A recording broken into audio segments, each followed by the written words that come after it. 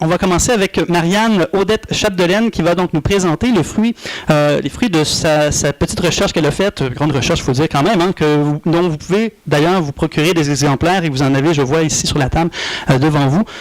Donc Marianne Odette Chapdelaine qui est, elle, chercheure, doctorante, spécialisée aussi en gouvernance municipale et lien aussi entre les élus hein, et la fonction publique. Donc fort intéressant comme profil qui va donc s'entretenir avec nous des fruits de sa recherche. Marianne.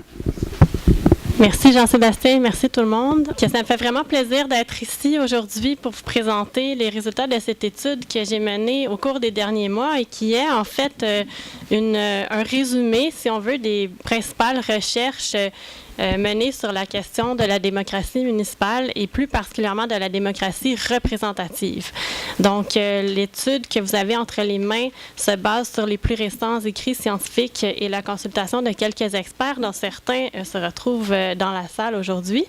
Donc, le rapport permet trois choses principalement: dresser un portrait de la représentativité politique à Montréal, analyser quels sont les déterminants de la participation citoyenne municipale, donc participation, ici on parle de participation électorale et non d'engagement citoyen. Finalement, identifier les éléments à considérer dans le choix d'un mode de scrutin au niveau municipal, parce que c'est une discussion qui a souvent lieu plutôt pour les paliers de gouvernements provinciaux et fédéraux. Donc, je tiens à préciser tout d'abord que tout ce débat-là s'inscrit dans un contexte où il y a deux visions principales des affaires municipales. Une vision davantage politique et une vision davantage managériale. Donc, ce sont deux visions qui se côtoient. Les élus municipaux n'ont pas tous la même conception de leur rôle en égard à ces deux aspects-là des affaires municipales. La vision managériale est celle que je dirais est plus traditionnelle et qui persiste encore dans la manière de faire au niveau local, alors que la vision davantage politique est, si on veut, davantage émergente. Pour ce qui est de la distorsion électorale, donc les constats que j'ai faits sur la distorsion entre donc l'écart entre les votes et les sièges obtenus, en se basant sur l'indice de Gallagher, qui est une mesure en fait pour l'ensemble d'une élection de cet écart-là. Donc, plus l'indice est bas, moins il y a de distorsion et meilleure est la proportionnalité entre les votes et les sièges pour une élection donnée. Donc, pour les élections de 2013, ça donne un indice de 0,14 pour les conseillers de ville, 0,18 pour les maires d'arrondissement et 0,11 pour l'ensemble du conseil municipal. Donc, c'est ça. À Montréal, il y a 4 élections en parallèle, si on veut. 4 types d'élus différents: les conseillers de ville, les maires d'arrondissement, les conseillers d'arrondissement et le maire de la ville. Donc, un indice de 0,11, qu'est-ce que ça donne visuellement comme écart entre les votes et les élus? Ici, c'est pour l'ensemble du conseil municipal. Ça donne ce que vous voyez à l'écran. Donc, on voit qu'il y a une surreprésentation d'environ 10 pour le parti, le principal parti. Ensuite, le deuxième parti est représenté à peu près proportionnellement, tandis que les deux plus petites formations et les autres, l'ensemble des indépendants, donc eux sont sous-représentés. Ici, on voit l'indice à travers le temps pour le conseil municipal. Donc, depuis les années 70, on voit tout de suite que l'année 2001, l'année des fusions municipales, donc a été assez particulière et que depuis la nouvelle structure de gouvernance à Montréal, donc il semble y avoir un peu une amélioration au niveau de la proportionnalité globale des votes. Ensuite, on a analysé la différence entre la distorsion pour les différents types d'élus et on voit que les élections au niveau des arrondissements sont une source plus grande de distorsion que les élections au niveau de la ville. Donc, les maires d'arrondissement et les conseillers d'arrondissement, ce sont des votes qui engendrent plus de distorsion que celles des conseillers de ville. Au niveau des arrondissements, il y a une très grande variabilité dans la distorsion. Là, c'est les données de 2009. Dans l'ensemble, c'est quand même très élevé la distorsion pour les conseils d'arrondissement et d'ailleurs, plus de la moitié des arrondissements n'ont aucun élu d'opposition. Donc, 100% des élus sont du même parti, alors qu'évidemment, ce ne sont pas 100% des gens qui ont voté pour ces mêmes partis-là. Ensuite, le rapport, dans sa deuxième partie, parle de la participation citoyenne, incluant ici la participation et la représentation des minorités visibles et le rôle des partis politiques. Donc, je ne vais pas m'y attarder maintenant, mais ça se retrouve dans le rapport. Et mes collègues Sandra Breu et Mme Bellinga, ici à côté de moi, vont aborder ces points-là plus en détail. Donc, je ne m'y attarde pas maintenant. Je tiens toutefois à préciser qu'on s'est penché davantage sur les minorités visibles que sur d'autres populations sous-représentées.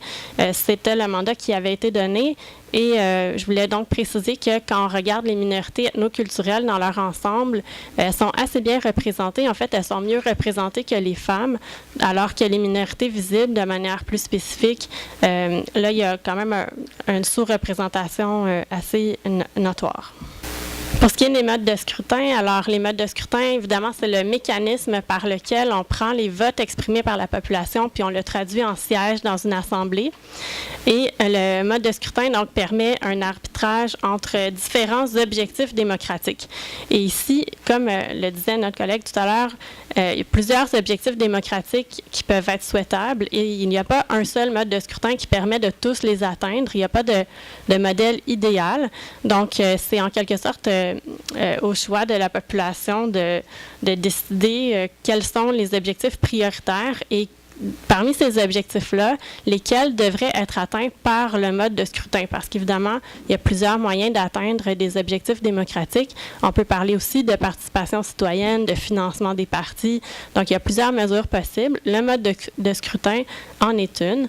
Et parmi ces objectifs-là, donc, il y a par exemple l'égalité des votes, différents types de représentation, donc représentation des minorités, représentation territoriale ou représentation de la volonté populaire dans son ensemble. Il y a aussi, le mode de scrutin peut permettre une pluralité politique en donnant une place aux plus petites formations ou au contraire d'avantager la majorité ou les plus grands partis. Et la question de la légitimité des élus qui est très importante. Certains modes de scrutin vont permettre d'avoir des élus qui sont élus avec une majorité absolue de votes, alors que pour d'autres modes de scrutin comme celui qu'on a en ce moment, il s'agit d'avoir le plus de votes pour être élu sans nécessairement avoir une majorité absolue. Et il y a aussi la question de la simplicité pour l'électeur de s'y retrouver dans le processus électoral. Donc, le mode de scrutin actuel, qui est le scrutin majoritaire, a été remis en question plusieurs fois dans le temps. Ce n'est pas la première fois qu'on en parle.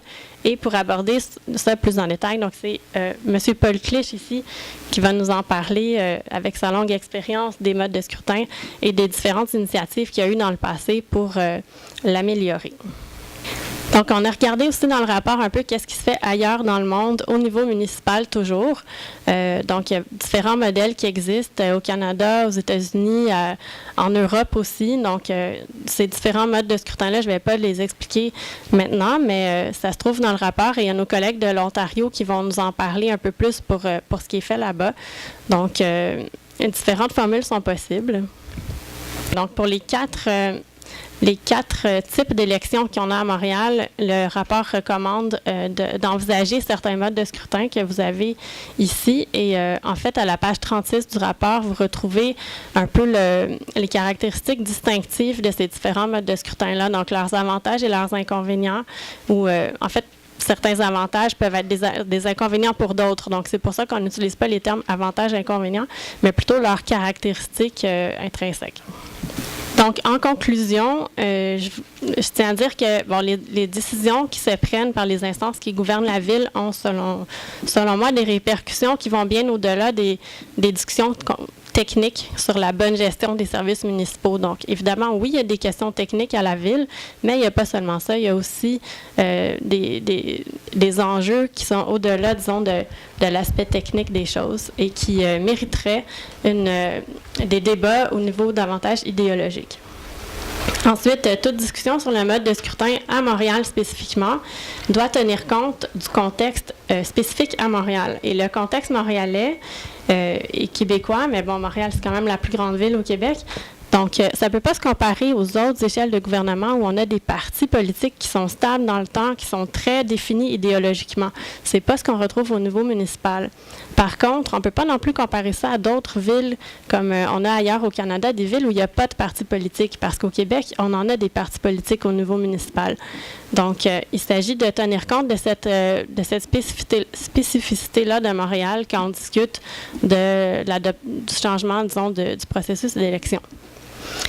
Et enfin, donc, il faudrait, comme je disais tout à l'heure, donc choisir un mode de scrutin idéalement qui répond aux attentes en matière de démocratie locale. Donc, quels sont les objectifs prioritaires en termes de démocratie municipale et puis comment, en fait, le mode de scrutin devrait contribuer à atteindre ces objectifs-là. Peut-être que certains objectifs démocratiques peuvent aussi être atteints par d'autres moyens. Donc, c'est ce qui, j'espère, va guider un peu nos réflexions pour le reste de la journée. Alors, sans plus tarder, je vais laisser la parole à Sandra Breu, qui va vous parler plus en détail des partis politiques. Et aux autres échelons politiques supérieurs. J'ajouterai à cela autre chose. Nous sommes dans un contexte fédéral.